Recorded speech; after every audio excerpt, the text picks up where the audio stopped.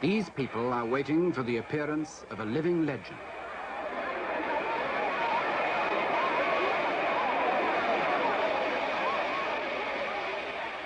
Ministers of government, ambassadors and their wives, princes of the church.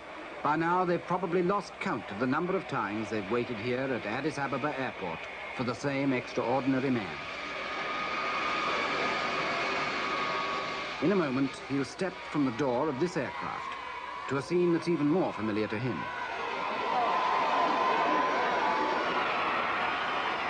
And here he comes, the legend in person. One of the world's best-known figures and faces, and one that most of us know least about. Father figure of modern Africa and relic of a vanishing world, feudal despot and reforming monarch, one of the last claimants to the divine right of kings, the legendary descendant of King Solomon and the Queen of Sheba.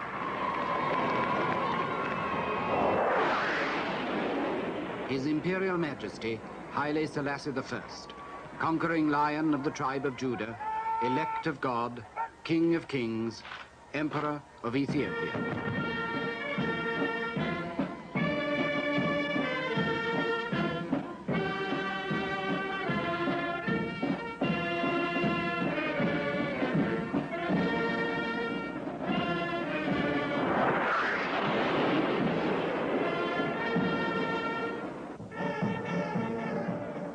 Not long ago, Haile Selassie celebrated his 40th anniversary as emperor, and his own people of Ethiopia came to do him honor.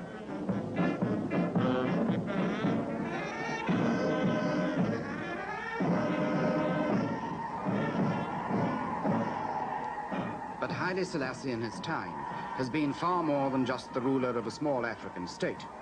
He's become one of the great survivors of our day and of yesterday, riding out in shrewd triumph all that the 20th century could throw at him.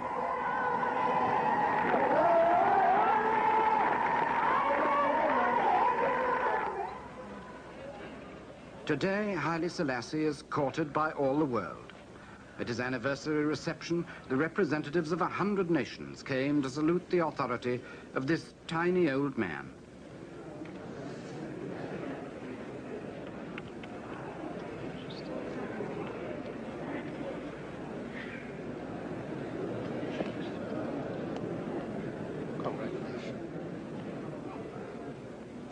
He was probably the first African leader to be treated by white men as an equal, and the first to be sacrificed by them in the name of appeasement. He's learned to trust nobody, except perhaps his dog, and yet he's won the respect of the world, for there's no man alive today whose life has spanned so much. Now, in his old age, he's practically the incarnation of the history of our time.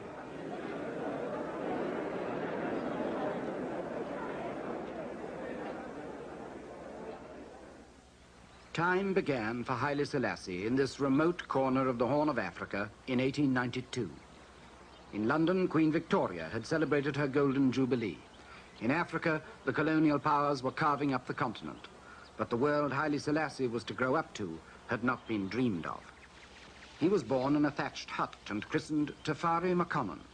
And though he was of Ethiopia's royal blood, his childhood on these hillsides was as carefree as childhood should be.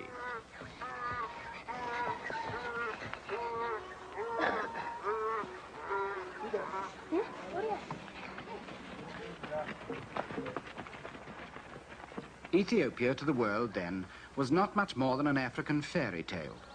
In European romance, it was the land of King Solomon's mines, Prester John and the Queen of Sheba, the place called Abyssinia, where the tribe of the Habashan was supposed to live. Only a handful of foreigners had reached its interior and found among its mountains the source of the Blue Nile.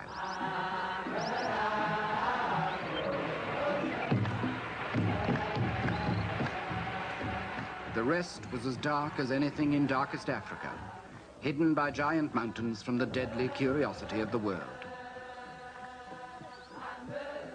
But Europe's romance was Ethiopia's living history. There was a rich empire here when most of Europe was in darkness 2,000 years ago. Its ruins still stand at Aksum, its first capital. And the title of its first rulers, King of Kings, is that of Haile Selassie today.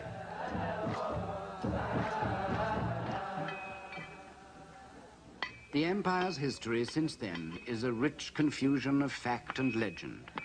There are still 50,000 people like these in Ethiopia who call themselves Jews of the House of Israel and claim descent from the first Jews out of Arabia 3,000 years ago. They observe the Jewish Sabbath and mark their pottery with the Star of David. Like Haile Selassie's imperial crest, the star crowns the Lion of Judah, the central Ethiopian symbol, begotten from Sheba, who bore a son to King Solomon and called him Menelik, the first Ethiopian emperor.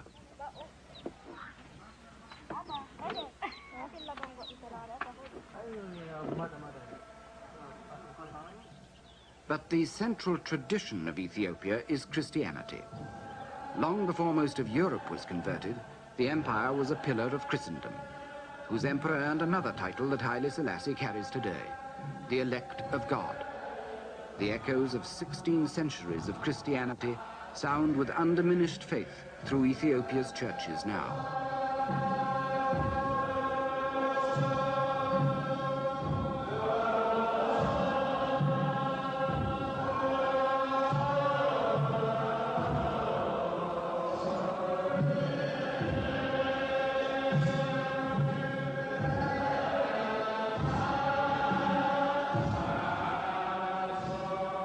The church in Ethiopia was a sort of barbaric Byzantium, and a crusading church as well, bestowing the light of Christ upon the heathen tribes. But like other crusaders, it was beset by the growing power of Islam. From over the Red Sea, the Arabs swept into Africa with their own revelation. Soon, Ethiopia was a Christian stronghold surrounded by the Muslim world.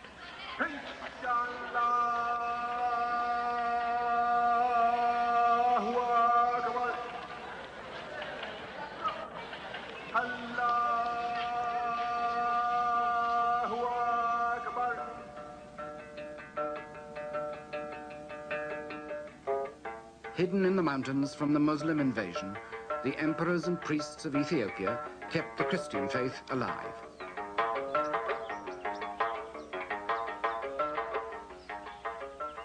Here in the 12th century, the Emperor Lalibela carved out of the rock the churches of what he hoped would be a New Jerusalem.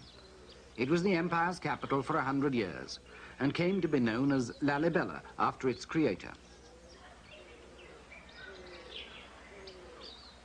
800 years later, Haile Selassie was to come here to pray for deliverance from Italy's invasion of his country.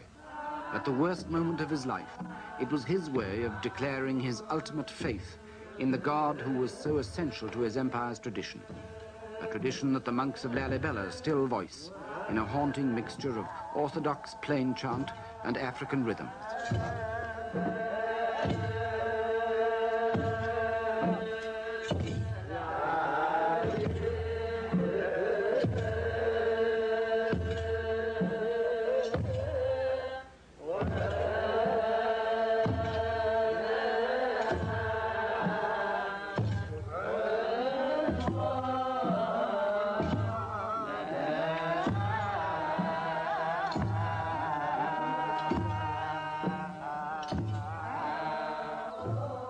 In the long struggle with Islam, church and state became inseparable, and the Christian powers of Europe sent emissaries to the emperors to help them against the Muslims.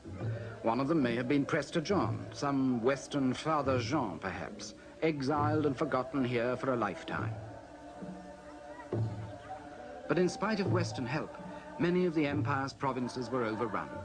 The emperors themselves became nomads, wandering the highlands from camp to camp, until here at Gondar in the 17th century, they came to rest again in renewed splendor.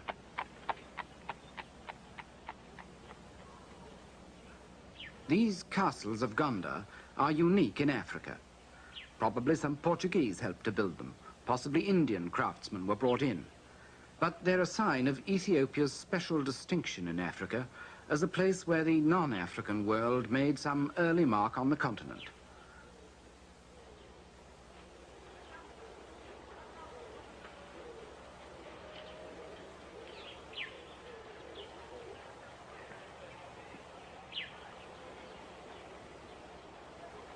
Gondar was only a brief revival of a declining empire. In another 100 years, the court was on the march again, still carrying the Christian banner, but challenged at every step by powerful feudal barons, as the kings of medieval England used to be. Only the church held Ethiopia together, and gradually authorities shifted again towards the church strongholds in the central mountains. Here, the empire that Haile Selassie would inherit began to take shape under King Sahle Selassie, his great-grandfather. King Sahle was one of the most powerful barons, and it was to him that the new commercial empires of 19th century Europe came with their gifts and guns. And his kingdom was the foundation on which the Ethiopian empire was rebuilt.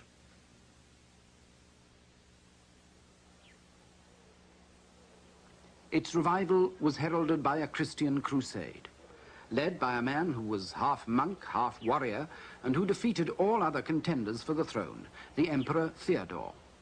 But in 1862, Theodore fell foul of Queen Victoria. By a misunderstanding, she failed to answer one of his letters, and in a huff, Theodore imprisoned a British consul and some European missionaries in his mountain fortress at Magdala. When 5 years of diplomacy failed to secure their release, the British at last sent a military expedition to recover them.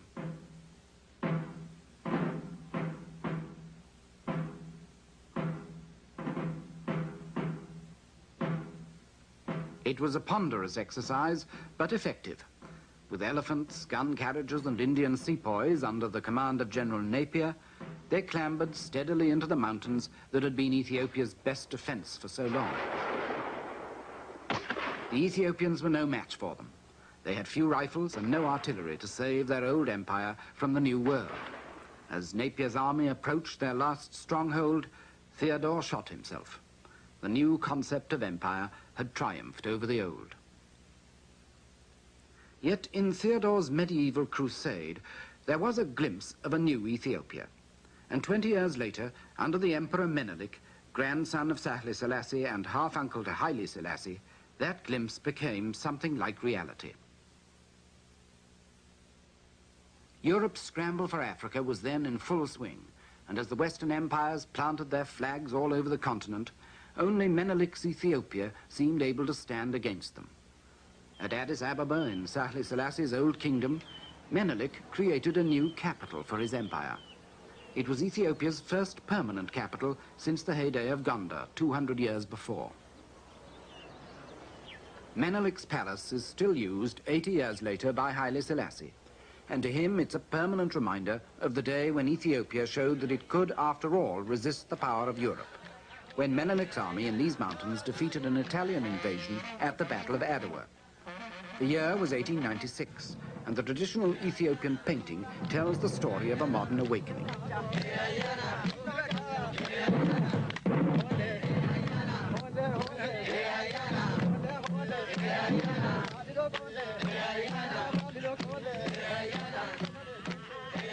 It was the first time a European army had been defeated by Africans since Hannibal beat the Romans 2,000 years ago.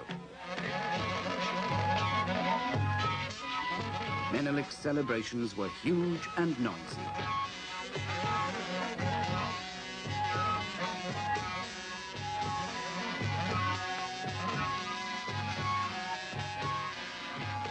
For days on end, the drink ran like water, and the tables were red with the blood of raw meat. In the rejoicing, the Ethiopians hardly noticed that they had still to pay a price for their independence. From now on, they would be enmeshed in the quarrels of the European powers. While the new ambassadors and their lady wives looked with astonishment at Menelik's medieval feasts, they were secretly seeking for allies here in the power struggle that was raging in Europe. Into this strange twilight world between yesterday and today, Haile Selassie was born. Now, after 80 years, he looks back on a lifetime that has spanned the gap between the 2,000 years of African tradition he inherited and our own jet-propelled international revolution that threatens to overwhelm him.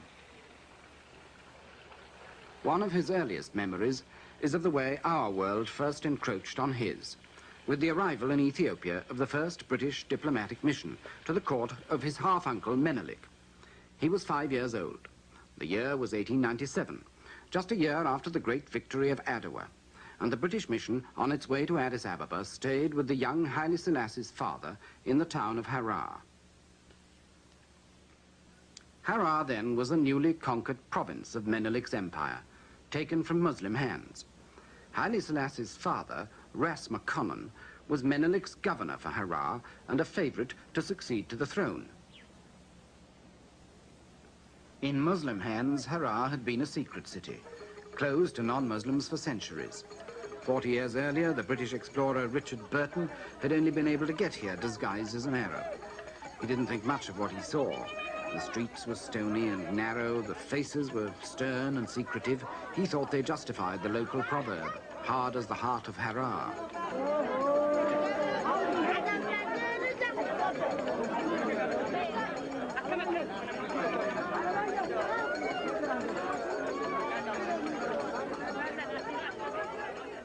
Harar's not a great deal better now, but for what change there is, Haile Selassie's father can take some credit. He allowed French priests to open this little mission school in the town and sent his son, Tafari McConnell, to learn from them. 70 years later, French is still the only foreign language Haile Selassie speaks with any fluency. Today, the school is little changed, but in coming here as a boy, Haile Selassie recalls that he had an advantage given to very few others in the empire at that time, and he's been obsessed with the value of education ever since. His father is remembered by Haile Selassie as an unusually enlightened man. He built Harar's first hospital. He opened the first Ethiopian state school. And because he knew he might one day become emperor himself, and that Tafari would succeed him, he tried to prepare his son as best he could for the changes that he knew were bound to come from the traditional ways of the old world to the revolutionary demands of the new.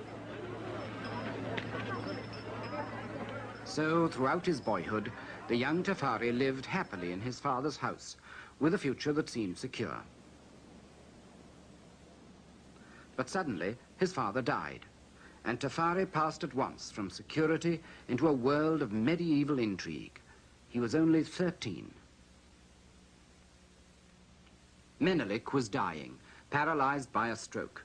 He had no son of his own, and with Ras McConnell's death, the last chance of a clear succession had gone. His court was racked with the jealous plots of rivals for his throne. There was Taitu, his aging queen. Zauditu, his daughter, equally determined to get the throne herself. Ras Michael, a powerful provincial warlord, scheming to put his dissolute son and Menelik's nephew, Liege Yasu, on the throne. Against such plotters, the young Tafari had no chance. He was exiled as governor of another conquered province.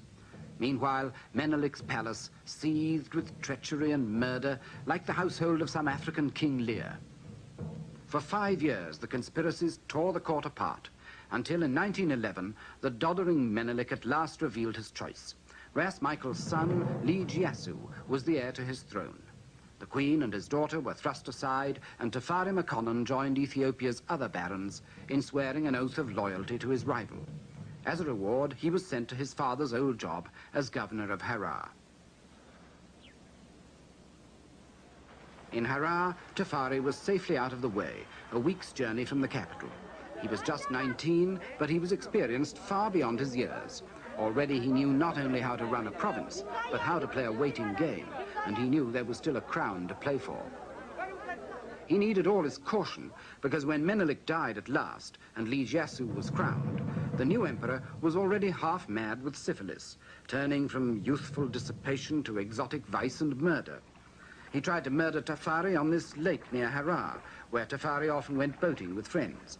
This time, Liege Yasu bribed a servant to hole the boat so that it sank in the middle of the lake. A friend was drowned. Tafari survived by swimming ashore. The foreign embassies dabbled in these plots as well. The new diplomats who'd surrounded Menelik now imposed on these medieval intrigues the shape of approaching war in Europe. Germany and Turkey stood with Liege Yasu. Britain, France, and Italy swung to Tafari's side. It was 1914, and as the guns opened up on Europe's western front 4,000 miles away, the contest in Ethiopia took an older shape. Christianity once again prepared for a clash with Islam. A Muslim empire in Africa was the bait dangled before Liven Jah by Germany and Turkey, and in his craze for power, the new ruler of a Christian empire became a Muslim in all but name. For the Christians, it was the last straw. Vice, murder, and rape they were accustomed to, but apostasy struck at the heart of their tradition. Liven Jah was formally excommunicated from the Ethiopian church, and with British encouragement, Tafari was proclaimed regent with the title of Ras, or prince. He was 24 years old. Zawditu, Menelik's daughter, was crowned empress at the same time. But the struggle was unfinished.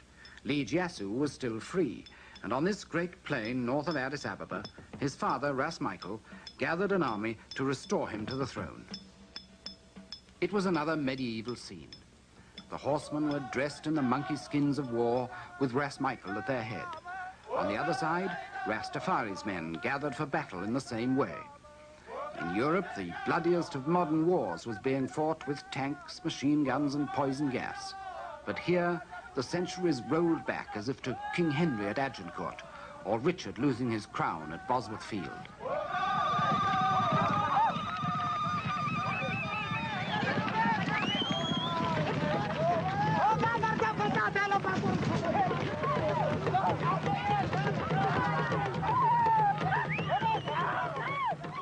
Like Menelik's victory at Adowa, this battle of Rastafari for his crown has become one of the great subjects of Ethiopia's popular art.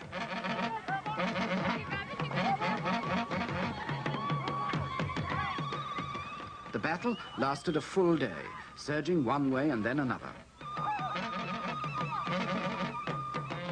But in the end, the man who rode back to Addis Ababa in triumph was Rastafari. It was a victory that he still recalls as the turning point of his life. But almost immediately, he was embroiled in the outcome of the other war in Europe. At the Versailles Peace Conference, in their victory, the Allies again redrew the map of Africa. But once more, Ethiopia escaped. Playing off the great powers against each other, Rastafari kept his independence. Joining the new League of Nations, he put his faith in the latest post-war watchword, collective security. In such great company, one little country would surely be safe, for none would let another gobble it up. Instead, he hoped that all might compete in helping him to modernize his country and make it worthy of its place in the League. To extend his foreign contacts, he toured the European capitals. In London, the Times described his arrival as an historical event. In Stockholm, he met King Gustav, and the Swedes promised him doctors. In Brussels, he found financiers ready to invest in his country. The French were already in Ethiopia. They had completed a railway from the coast to Addis Ababa in 1918. It was Ethiopia's first physical link with the modern world, and it helped to establish Addis as a permanent center of Ethiopian government, as no capital had ever been before. But Tafari still needed all the foreign help he could get. Most of Ethiopia was still sunk in the Middle Ages, and Addis Ababa was still only a ramshackle place of tin roofs and open drains.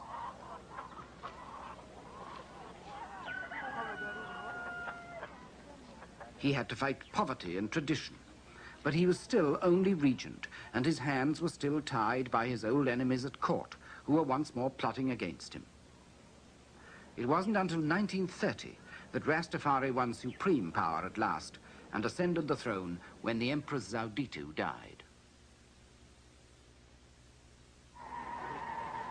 Crowned emperor at last at the age of 38, Tafari took the royal name of Haile Selassie, meaning the Mighty Trinity.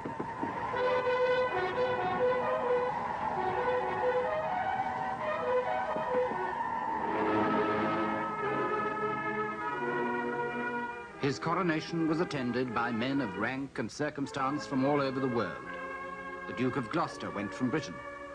France sent a field marshal. Italy, the heir to the throne.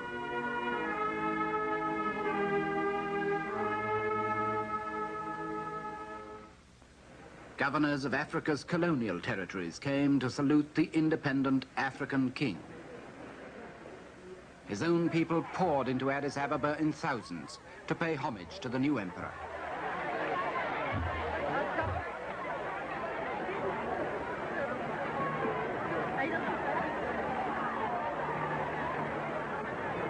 At this moment, Ethiopia seemed about to be the first country in black Africa to step hopefully into the modern world. Instead, the modern world marched almost at once into Ethiopia, far more brutally than before. Benito Mussolini, the Italian dictator, proclaimed he would create a new Roman Empire, and he aimed at the one place left for imperial conquest in Africa, Haile Selassie's Ethiopia.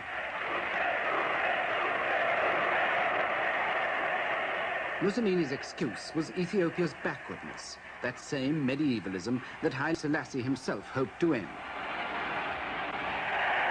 He told his soldiers they had a civilizing mission, but his ambitions dragged Haile Selassie straight into the 20th century's new barbarism.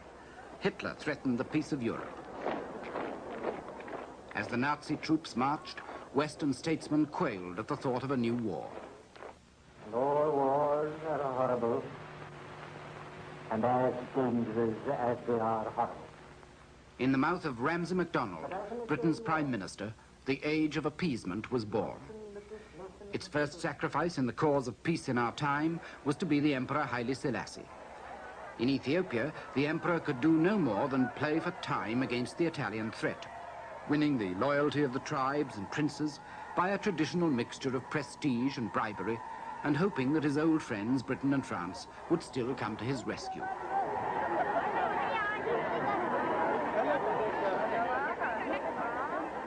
But Haile Selassie and his men were whistling in the dark. The Italian troops were already embarking, and Britain and France would do no more than proclaim an embargo on arms sales to both sides. For Italy, with her own arms, the embargo was a green light. For Ethiopia, it was a death sentence.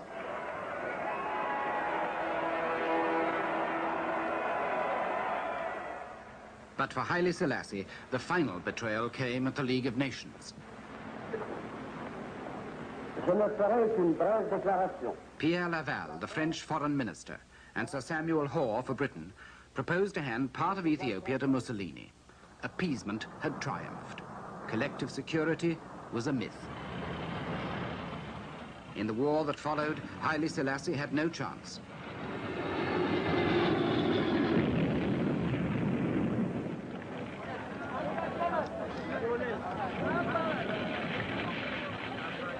Forty years earlier, Haile Selassie's father had helped Menelik to beat the Italians at Adwa.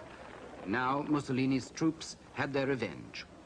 Within a month, Ethiopia's first capital at Aksum had fallen, and over 2,000 years of independence were nearly at an end. Abandoned by his international friends, Haile Selassie found even his own men unwilling to fight on. He had only a handful of trained troops. The rest were untrained tribal warriors, hopelessly outgunned.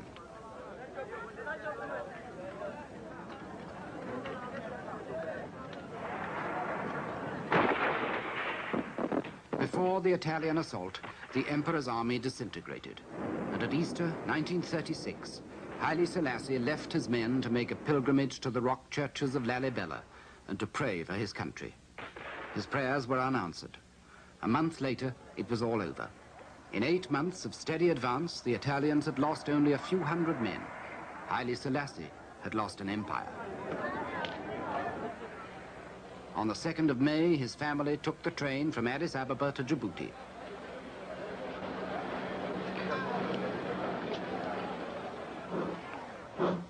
On the 5th of May, Haile Selassie followed them.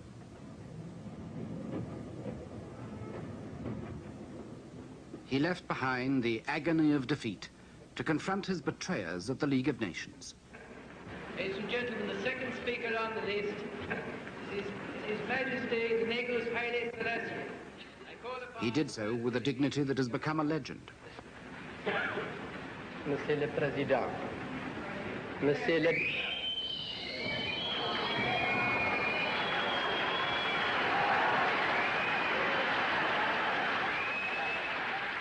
The jeers of fascists in the gallery did not stop him.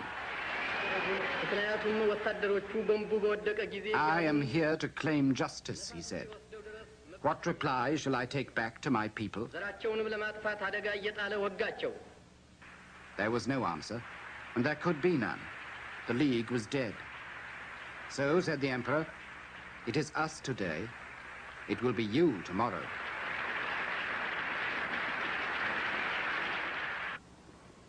Haile Selassie went into exile in Britain.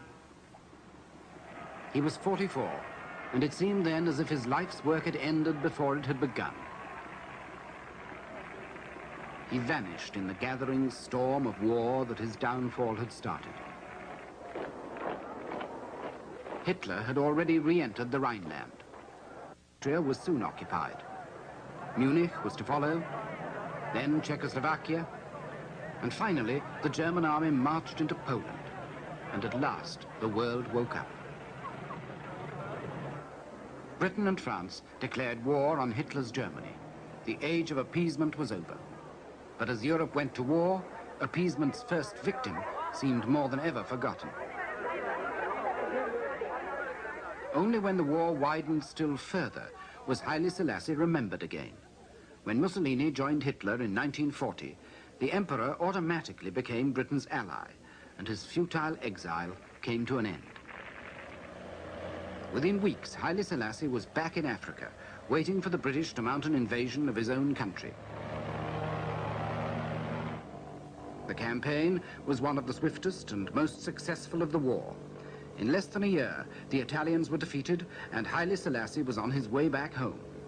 He flew into Ethiopia from the Sudan, and while other troops fought their way to Addis Ababa from the coast, he returned by road through the mountains.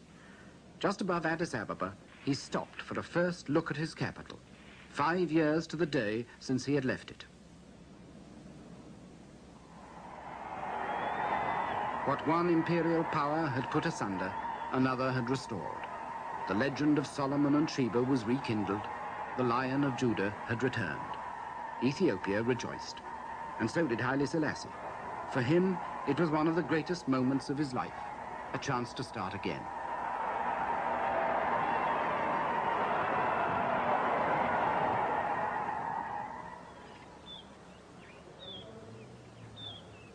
"30 years later, in the grounds of his palace in Addis Ababa, where he takes his daily walk among the lions that symbolizes imperial power, he reflects now that at that moment of return he was already 50 and had accomplished little. The Italians had left very few colonial improvements for him to build on. They'd only been there for 5 years, and they'd left things pretty much as before. There was no central administration. There certainly weren't any bright young graduates. There were no army officers, and there wasn't even a common language. Fundamentally, Haile Selassie was back with the same ramshackle empire he had won before, and whose primitive traditions he hadn't had a chance to scratch.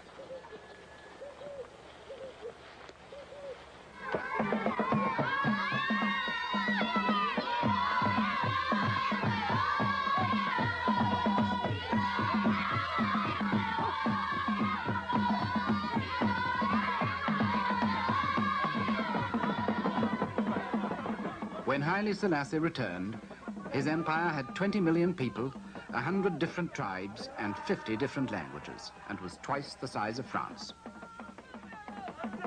It was a proud empire, but its 2,000 or 3,000 years of tradition underwrote poverty, disease, and ignorance. An empire where more than half the people were pagan or Muslim, yet were ruled by a Christian monarch, whose church was still the only source of unity. A secluded empire, where life had remained unchanged for centuries. An empire, in fact, as backward and conservative as anywhere in the world.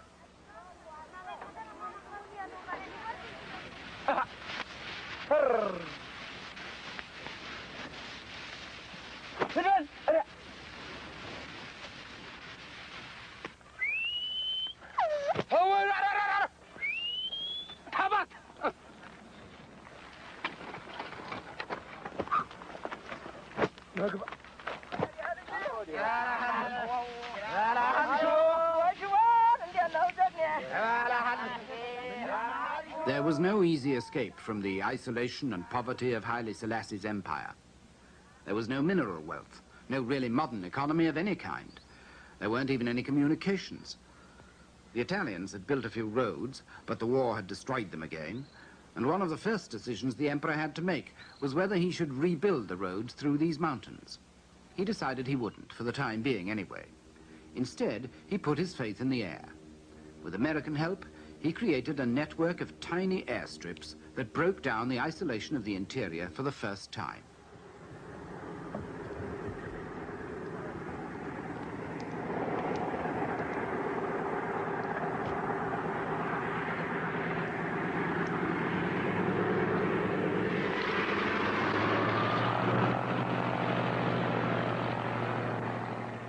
When the 1950s opened, Ethiopian Airlines were in business. It was Haile Selassie's first major accomplishment in modernizing his country. There was everything else still to be achieved. Yet at this moment, by a stroke of luck, Ethiopia's past for the first time came to the aid of the present and made Haile Selassie and his capital the focus of Africa's new hopes.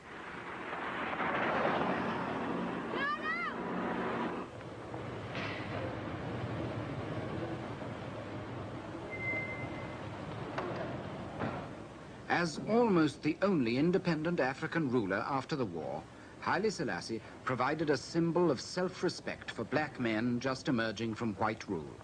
The wind of change had come to Africa.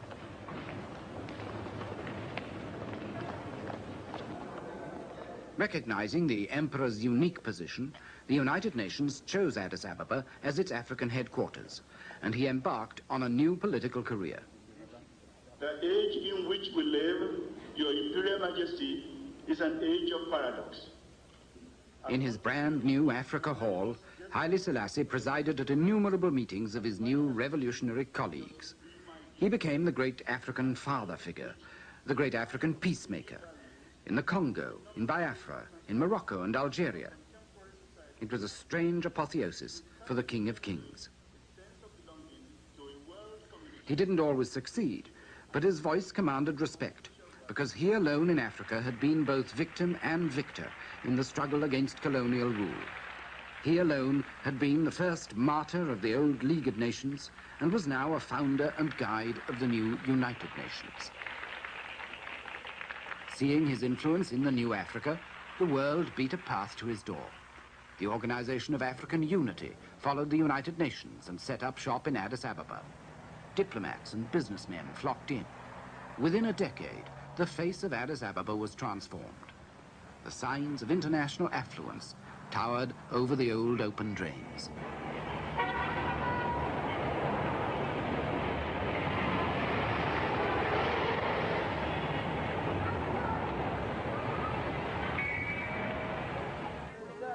With the bankers and diplomats came foreign money and foreign aid. There were new ports, new roads, new dams to be opened. America trained the emperor's army. Russia built his schools. Israel provided technicians. India supplied teachers. Britain brought doctors. France offered culture. Germany sent trade missions. Haile Selassie's old empire had become the new African showcase, and everyone wanted an exhibit there.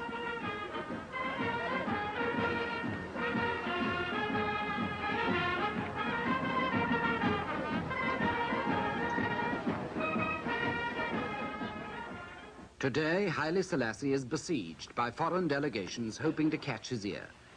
He balances these contemporary forces to strengthen his own independence as shrewdly as he juggled half a century ago with the rival tribes and princes in his old fight for power. One day it may be a Japanese delegation, the next day a mission from Maoist China. It doesn't matter what political persuasion they are, they all see Haile Selassie as an essential link to the rest of Africa. At home or abroad, half his life seems consumed with ceremonial state visits, some of them purely political, some of them simply a tribute to his personal stature.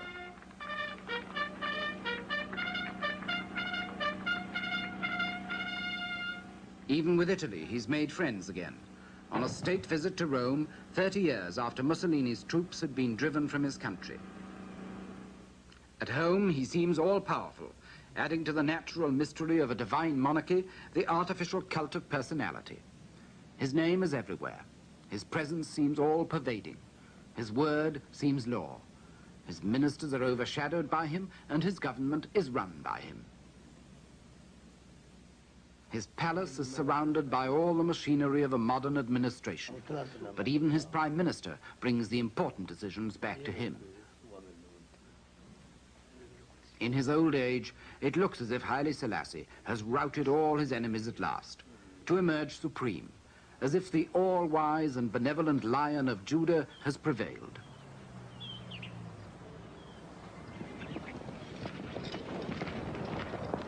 Yet the one thing Haile Selassie has not prevailed over is his own country. Outside Addis Ababa, the traditional Ethiopian ways have hardly changed at all. The emperor's writ runs only as far as his governors can ride.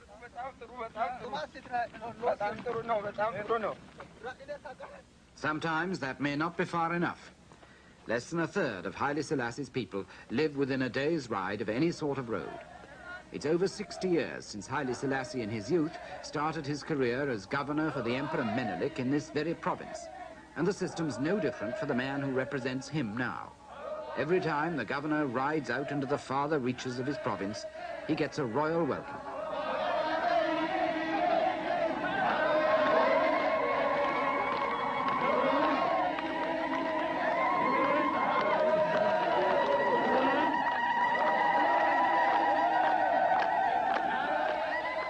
Like Haile Selassie in the old days, the governor still needs guards to protect him, servants to tend him, even interpreters to translate for him, because hardly anybody in the remoter provinces speaks the language of the emperor's government.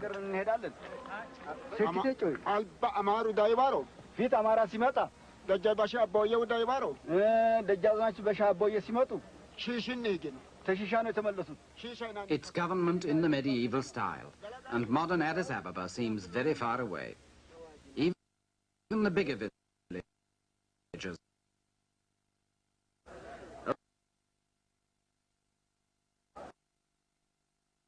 eye for an eye, island village.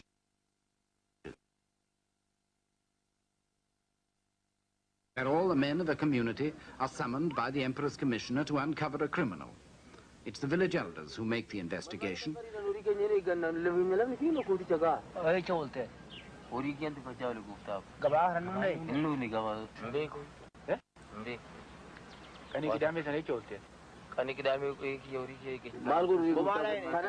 If they can't agree on a culprit, every man present will suffer his share of a collective punishment.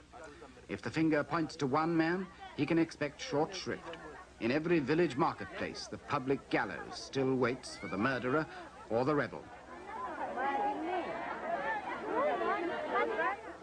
But what's law for the poor in Haile Selassie's empire is less often law for the rich. The Ethiopian parliament is the emperor's own creation, a little nudge of his people towards constitutional government. But it's twice refused to pass the emperor's own land reform law because its members won't give away their own privileges.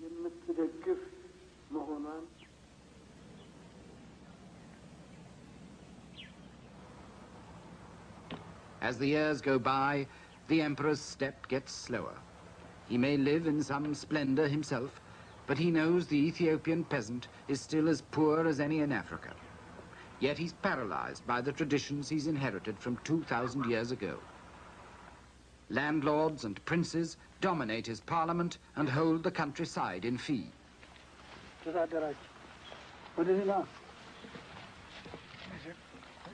The peasants own nothing, and at harvest time the landlords and their bailiffs come to demand their share of the crop.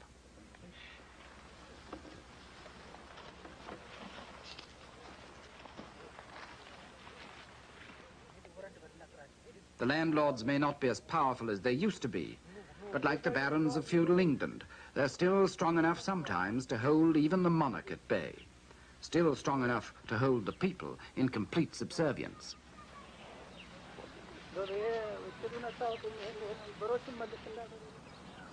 Biggest of all the landlords is the Ethiopian church. History has made it inseparable from the empire, And now, as powerful as the great monastic orders of medieval Europe, it dominates the life of the Christian highlands.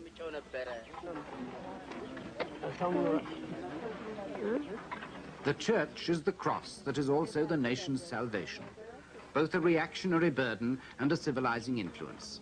Its priests may be ignorant, but they're usually the only people for miles around who can read or write. Its schools are pathetic, but until Haile Selassie's reign, few other schools existed.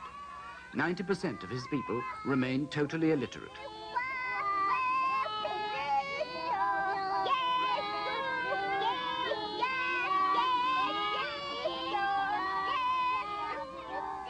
Nearly half the population of Ethiopia now is under the age of 15, and for Haile Selassie, their education has always been an obsession. He's taken personal charge of the Ministry of Education, sought teachers and money for more schools from half the countries in the world, and turned one of his palaces into a university. He's directly responsible for whatever schooling these youngsters get. But like everywhere else, the more they have, the more they want. School strikes and revolutionary slogans take command. And Haile Selassie's efforts are dismissed by the young as mere failure and repression. The educated middle-aged are rebellious too. They owe their privileges to the emperor as much as to anyone, but they whisper their discontent in the posh bars of Addis every night and can't wait for the old man to go. But the old man's still there, as shrewd and ruthless as ever. He still knows how to balance one force against another, playing off traditional resentments against novel discontents.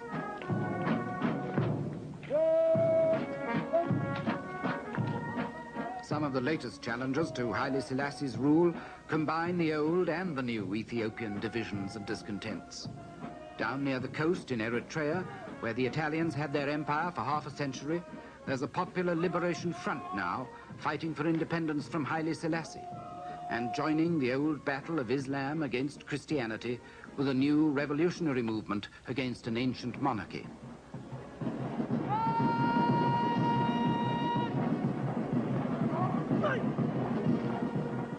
The emperor can send his army to deal with that. But it hasn't always been easy for him to deal with his army.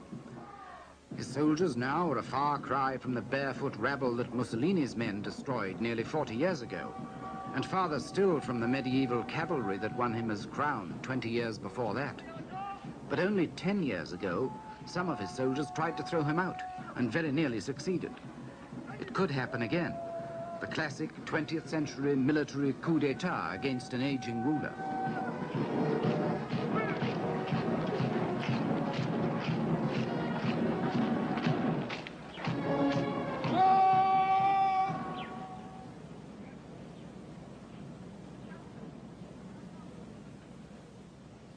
Haile Selassie is a lonely man now. His wife, 2 sons, a daughter are all dead, and though others remain to keep him company now and then, the essential solitude of his life on the tightrope of power must grow more oppressive every year. On one side, there's still the old Ethiopian world of feudal power and tradition. On the other, there's the new challenge of his own reforms, the educated youngsters and the modern army officers who want the world and would like it now. They're the upper and nether millstones which have ground many a good man exceeding small, especially in this century. To have survived them for the better part of 55 years in power is something unequaled by any ruler in the world today. No wonder the Lion of Judah has become one of the living legends of our time.